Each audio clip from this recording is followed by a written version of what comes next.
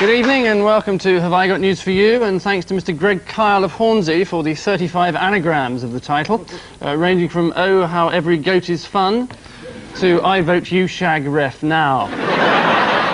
Elsewhere in the news, in central London, Linford Christie kindly agrees to do Roy Hattersley's shopping.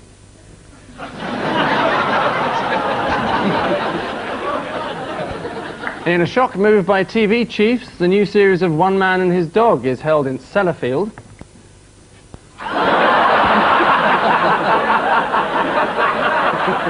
And critics fear that Richard Branson's latest effort to cross the Atlantic single-handed may be doomed to failure. On Ian Hislop's side, a comedian who once presented his own quiz show entitled Winner Takes All, in contrast to this show where the winner takes sod all, Jimmy Tarbuck. Thank you.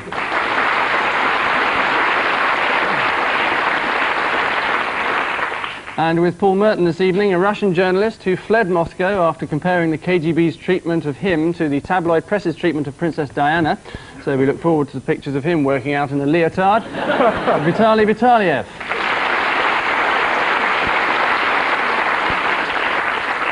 And so we slip almost imperceptibly into our opening round for nuggets of news footage. Ian and Jimmy, more royal rumblings for you.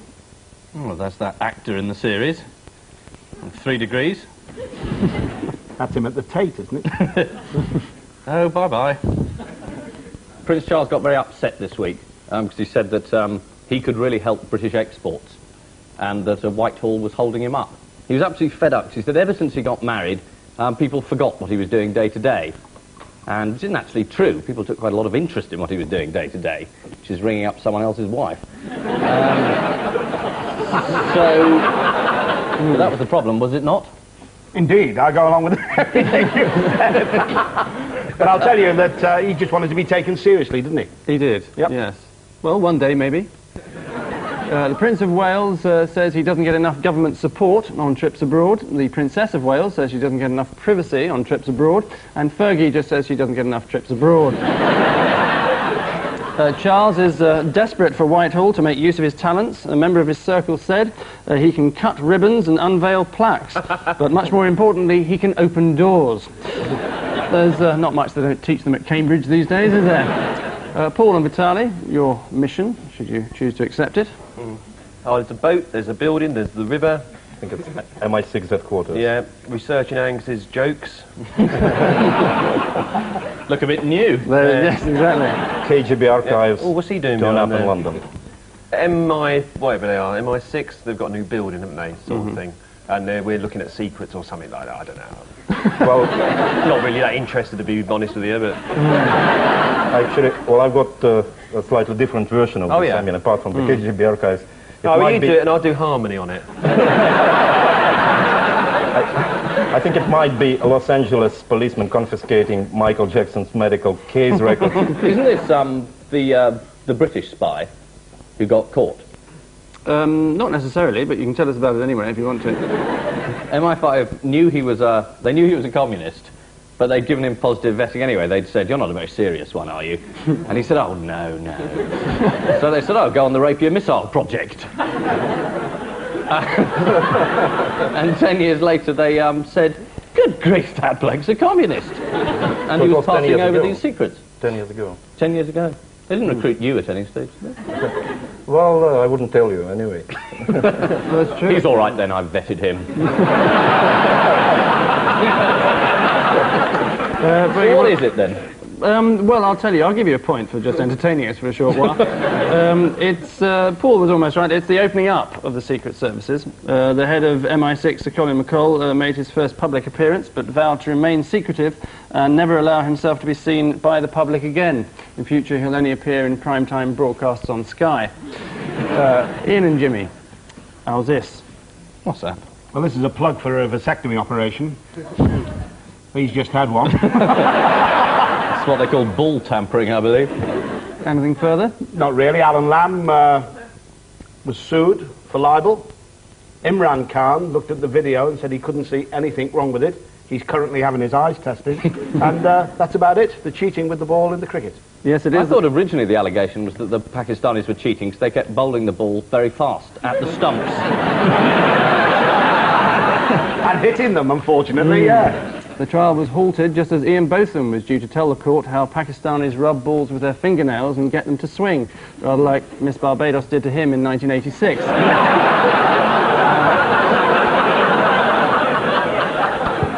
Allegedly.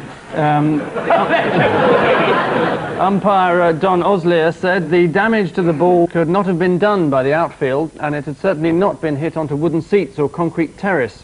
Well, that wouldn't have got that far. England were batting.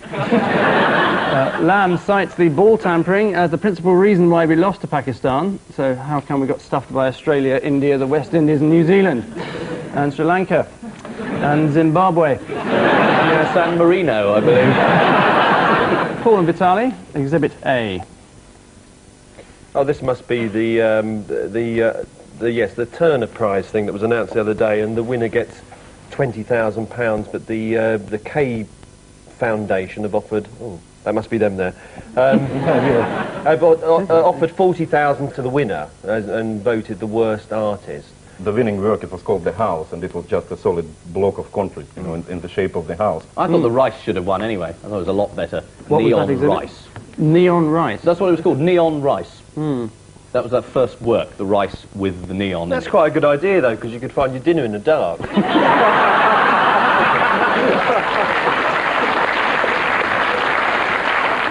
Yes, it's all about the exhibit which this week won the £20,000 Turner Prize for Best Work of Art, and on the same day a £40,000 prize for Worst Work of Art. The exhibit was described as a life-size model of a house made out of concrete. That's just a house. Another massive exhibit in contention was 4 tons of rice with neon lights. Art critic Richard Cork complained many of those who reviled it have not pondered the multiple meaning it conveys, such as what is it, why has someone left it there, and who ordered 9,000 portions of number 32. Which brief sortie into the world of academia leaves us gasping for air at the end of this first round, and the uplifting news is that, well, Paul and Vitali have a painfully unimpressive 4, and Ian and Jimmy have a solid 5.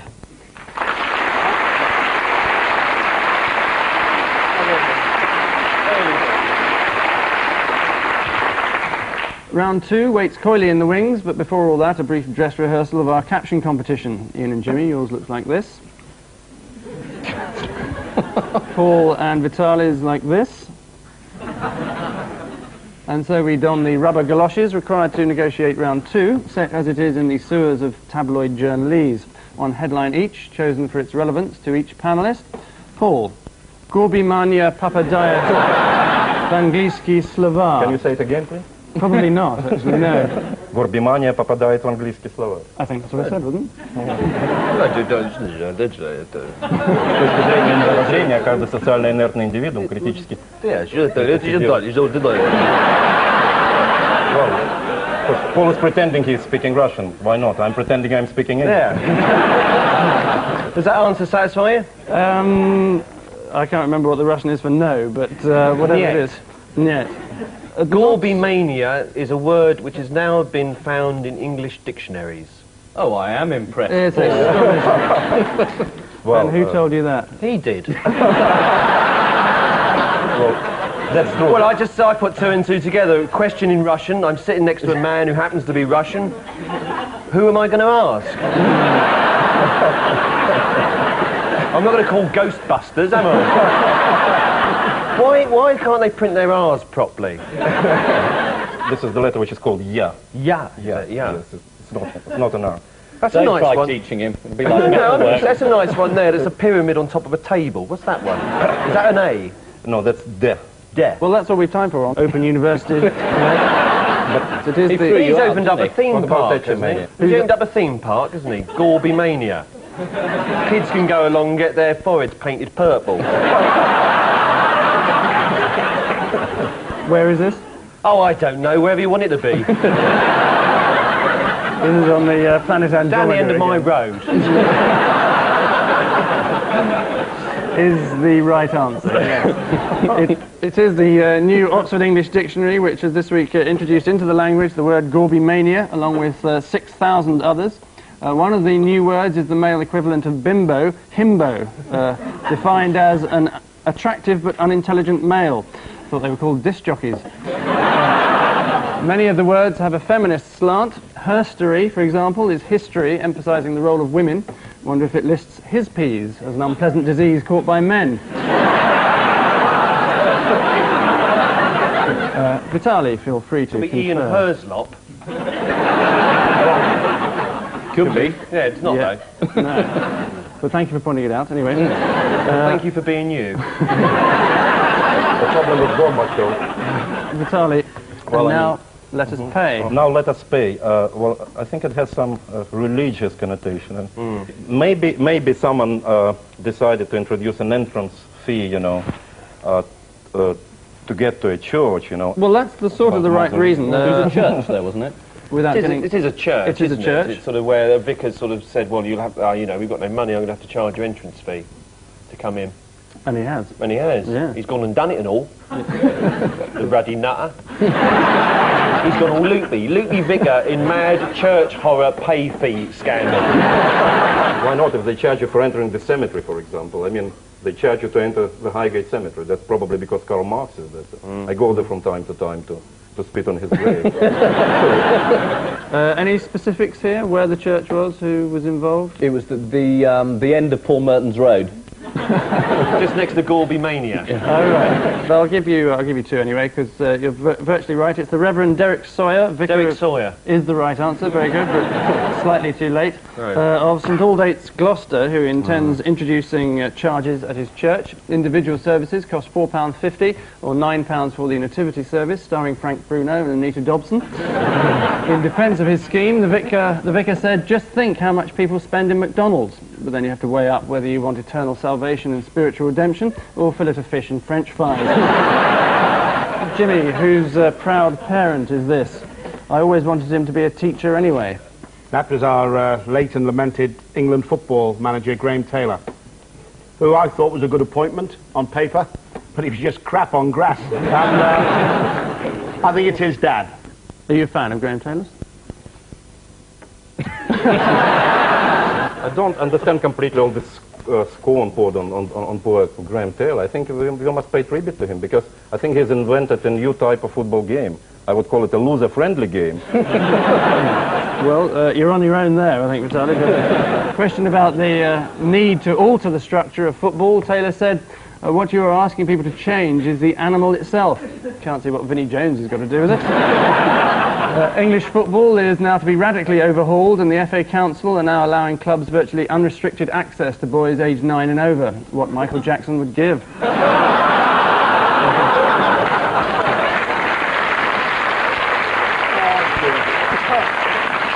Ian, DSS apologises for bare cheek. Well, it's the DSSS apologising to a woman who they told to go and become a nude model, and she was rather offended, unsurprisingly. So she said, well, I can't do that. I want a proper job. And they said, we're terribly sorry. Hence the rather amusing subhead saying it's a bare cheek. Oh, right. It's a reference to a bottom. Yes, it's a 46-year-old former bank clerk and RSI victim Carol Eshelby, who was advised by the DSS to get a job as a nude model. Mr. John Daniels of the DSS apologised for any upset which the suggestion might have caused. Not at all. Perhaps Mr. Daniels should become a rent boy. Apologies for any upset that suggestion might have caused. For her part, Mrs. Eshelby said it wasn't the DSS's proposal that upset her, it was these 17 auditions they made her do. All of which pointless speculation marks the end of this second fiddle, and the merest of excitement can be gleaned from the fact that, well, Paul and Vitali have slipped behind with 8, while Ian and Jimmy are starting a surge with 9.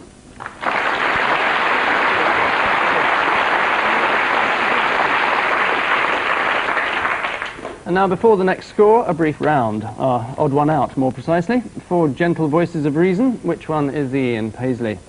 Paul. An everyday foursome for you. Kenneth Baker. Mm-hmm. Sir Robin Day. Lovely. The god Thor. Oh, yeah. And a pancake. Well, it seems the god Thor had a day named after him, didn't he? Because he's Thursday. The Thursday comes from Thor, Thor's Day. Thanks for explaining that in such length, Paul. That's all right, there is a pamphlet available. The pancake has got a day of its own, Shrove Tuesday. Pancake Day. Kenneth Baker. I don't think there is a Smug-Git Day, so it may not be. But possibly there is. I don't know. So Robin Day, I mean, unless you're going for a pun here, is named after the family name of Day. So I don't know. I suspect the odd one out is Kenneth Baker, although it might be Robin Day. Do you want to plump for one? Oh, thanks very much. Oh, I don't know. Robin Day's the odd one out. Is the right answer. Well done. Was it the right reason? All of them have had days named after them, except Sir Robin, who's named after a day. Baker Days, in fact, are apparently days when teachers declare a holiday so they can clear up the problems caused by Kenneth Baker's policies when he was in the cabinet. Perhaps that's what they mean by Thatcher years.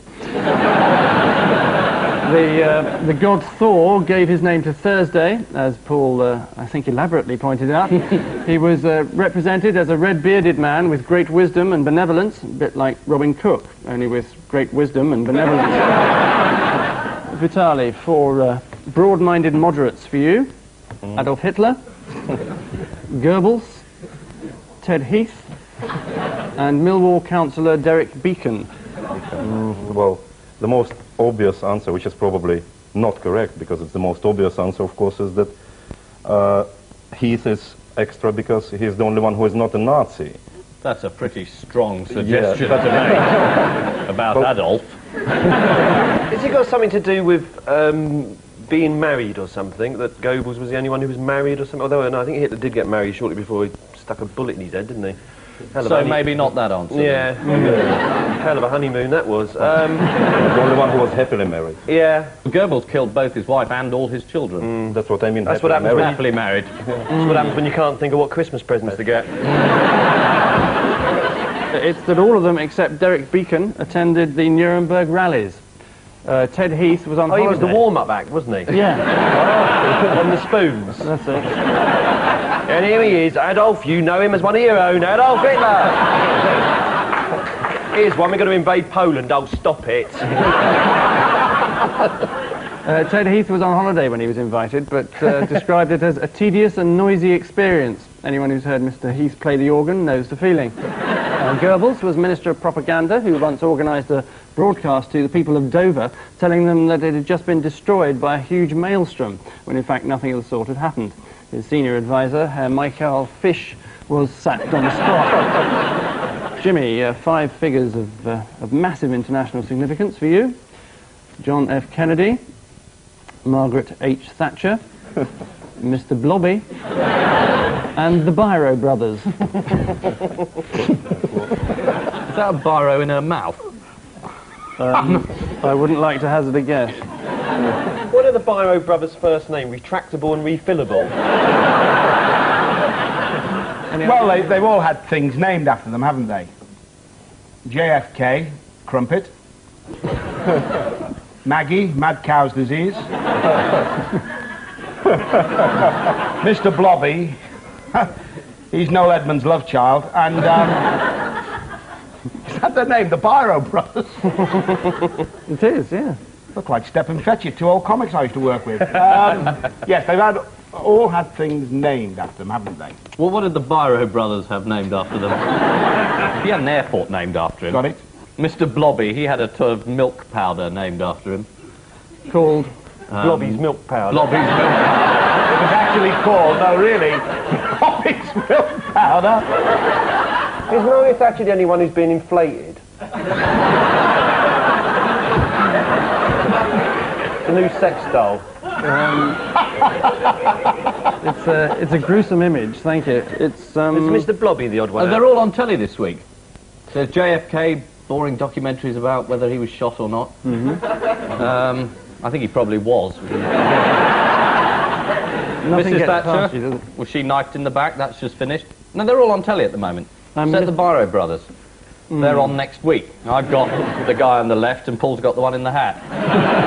It is in fact that November the 22nd has been a day of personal tragedy for all of them, except the Biro brothers, whose invention went on the market on that day in 1946. The Biro brothers had already set up a factory to produce what they called non-leaking high-altitude writing sticks for the RAF. Thank God they decided on the name Biro. You haven't got a non-leaking high-altitude writing stick I can borrow, have you?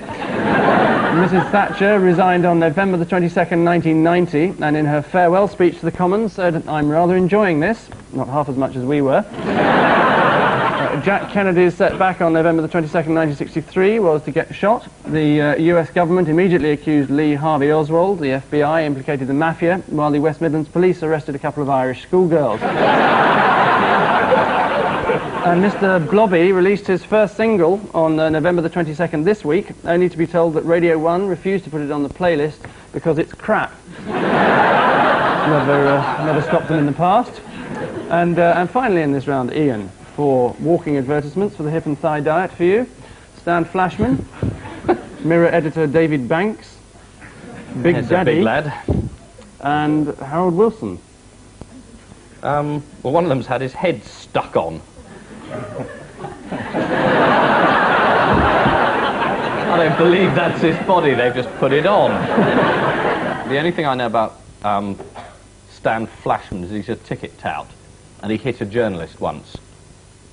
Not necessarily a crime, but He's accused of hitting one. he's accused of hitting one. We should point out, I think. Well, you point out away, Angus. Big Daddy hits people. For a living, he's a wrestler. Yes, he's allowed to do that, yeah. And I think Harold Wilson, do you remember this? I think Harold Wilson had a fracas with a journalist. I think he whacked one. So is the odd one out David Banks because he's the only one? Because I was thinking Big Daddy sort of attacked somebody as well in the press. And David Banks is the only one who was never sort of physically attacked. It's interesting you should think that, having just heard me say it.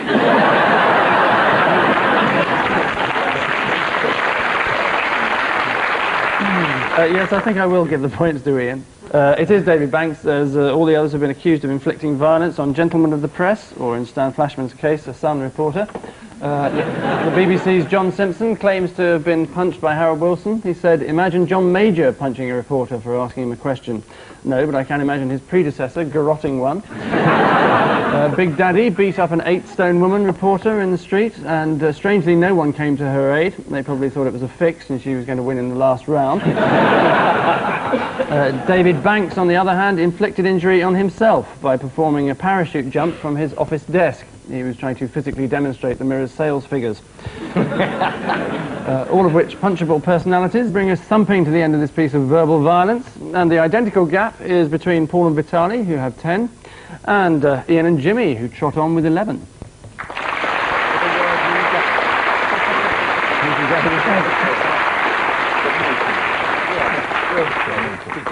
And so it is with a mixture of disappointment and regret that we enter our final missing words round. 2 random selections of half-formed headlines. What is their completed state? This week's guest publication is the ever-popular Meat Trades Journal. So Paul and Vitali are the current non-leaders, as it were. So they begin with, what revives Downing Street dinners? Is it Christian Barnard? The heart specialist, he's brought chicken back to life. Is not true. Twister. Cocaine? Cocaine could be true, but it's not. John Major. Crisis is actually the answer I was looking for. That's what I said. I'm not going to get. No, it wasn't. Next, what beats Mandy to a job? Stick insect. The modelling job. Bunty.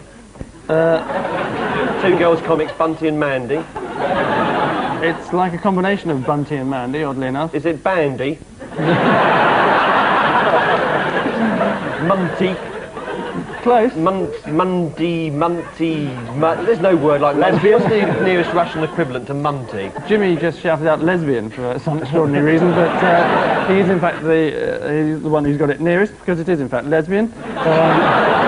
But her name was Hufty, who's the new presenter on The Word. Next, Major comes out what? The closet? No. Fighting. Fighting is the right answer. Comes out fighting. Fighting what? Fighting a paper bag. Well, it would be touch and go who'd win, wouldn't it? And lastly, Jackson at clinic to beat what? Addiction. London weather. To beat it. Addiction. I believe it was a hit for the popular singer at one time. Yes, addiction is the right answer. Well done, Paul. Thank you. Right, Ian and Jimmy. Streisand gives up what? Sneezing? Is it siphoning petrol? No, it's her house. She gives up her house. It is her To house. charity. Next, what? Set for UK debut? Pork. Elvis Presley. Argentinian chops. Certainly not. Romanian pasties. Lamb. Hindquarters. Peacock. Peacock. Zebra. It's a specialist journal. There's a lot of meat out there. Is it horse meat? Peacock and gazelle are absurd because the right answer is ostrich. Yes! But you can have one for that. Next, Tebbit attacks what? Rottweiler. As close as major in the paper bag, really, wouldn't it? Tebbit attacks at night.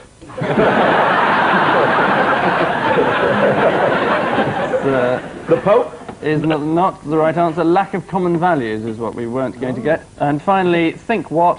Think not. Chops. Think pork. It's always pork. It's not Lamb. pork this time. Not Welding. It is in fact beef, the answer. which organised chaos delivers the final blow to this battle of half-wits. And the overriding tragedy is that this week's shredded wheats are Paul and Vitali with 14, and this week's special Ks are Ian and Jimmy with 20.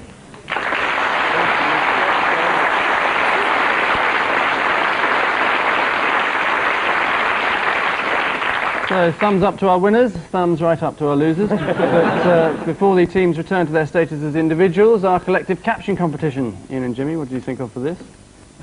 Sunday trading war hots up. This week's special offer? Good nudes cost less at Sainsbury's. Meat scandal at Sainsbury's. Think beef? Beef? Yeah. Man with shopping trolley shoved up arse rushed to hospital.